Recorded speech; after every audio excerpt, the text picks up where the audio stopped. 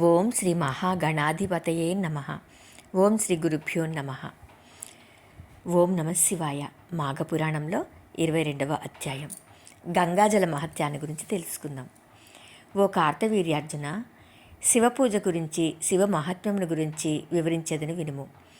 మును శ్రీరామచంద్రుడు రావణుని చంపుటకు సముద్రంపై వారధి కట్టిన చోట శివలింగమును ప్రతిష్ఠించి శివుని ధ్యానించి వారధిని దాటి రావణుని చంపెను.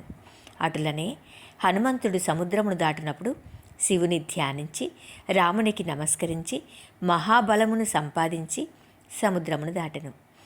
అర్జునుడు యుద్ధమునకు బయలుదేరే ముందు శివపూజ చేసి యుద్ధరంగంలో ప్రవేశించాడు.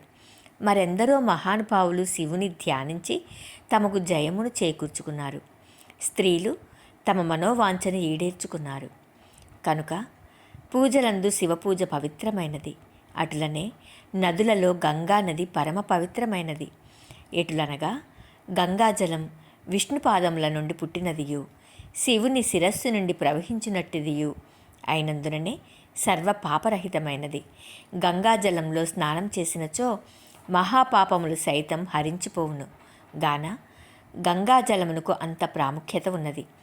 ఇంకనూ గంగాజలం గురించి చెప్పుబోవున్నది ఏమనగా, ఏ నదిలో కానీ సెలయేరులో కానీ చెరువునందు కానీ స్నానం చేయనప్పుడు గంగా గంగా గంగా అని 3 పర్యాయములు అనుకొని శిరస్సున నీళ్లు చల్లుకొనినచో అది గంగాజలంతో సమానమైనదగును.